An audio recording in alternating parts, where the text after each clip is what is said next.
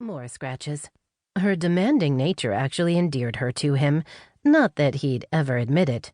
It would ruin his reputation. As to how they came to be a pair, she'd been in the desert when he'd emerged from a 3,000-year imprisonment, sitting calmly on her haunches, expression haughty, clearly waiting for him to pick her up. He'd been carting her around ever since. At times, he felt like her servant.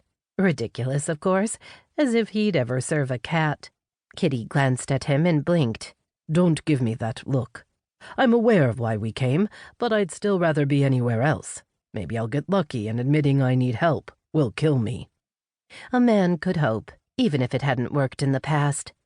Meow. Kitty uncurled herself and leapt from the high back of the horse to the ground.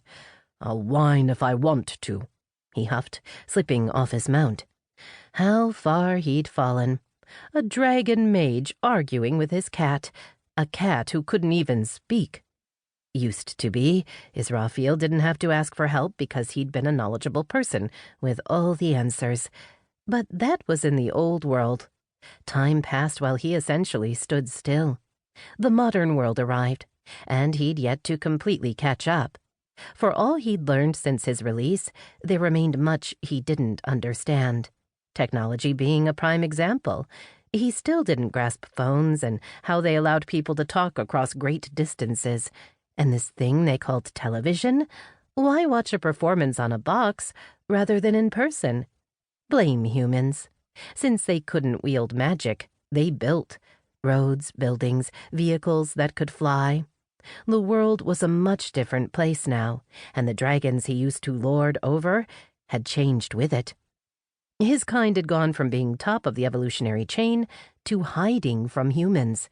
They hid their existence because, apparently, dragons had been almost wiped out.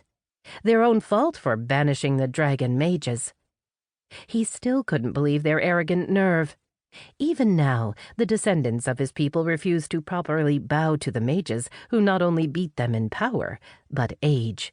Their lack of respect would lead to Israfil teaching them a lesson about honoring their betters, but only after he got rid of all the shaitan.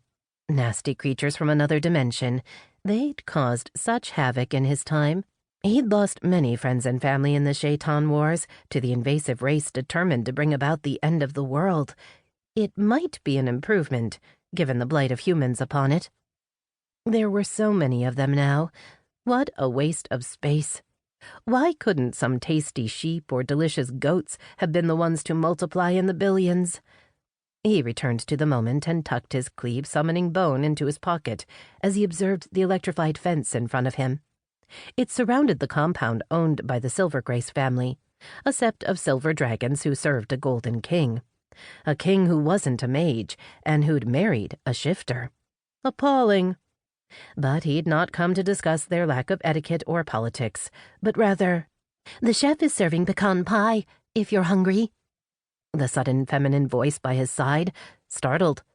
He'd never heard her approach, and neither had his cat. A discomfited Kitty quickly climbed Israfil to sit on his shoulder. He'd learned to not wince at the pinprick of claws when she did this. What he couldn't ignore was the woman who'd appeared, heavily pregnant, wearing a yellow frock. How had she suddenly appeared? She wasn't a mage, nor did she wear any invisibility tokens. "Did the cat actually get your tongue?" she teased with a grin. "I've seen it happen in a few of your futures, which reminds me, warning, don't forget to feed Kitty." At her words, he suddenly placed who this woman was, despite their never having met.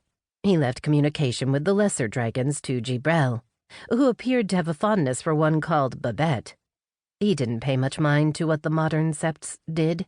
However, this woman, he'd heard of her. "You're the seer, Elspeth." "And you're Israfil, mighty horseman of the apocalypse, also known as war." The seer beamed at him. "I've been looking forward to meeting you." He frowned. "Why?" It never boded well when a seer showed an interest. Just look at what Malik had done to the original 13 dragon mages. Claimed the world would end unless they agreed to be frozen until they were needed again. It didn't sound horrible at the time. The reality proved different than expectation. The frozen part only applied to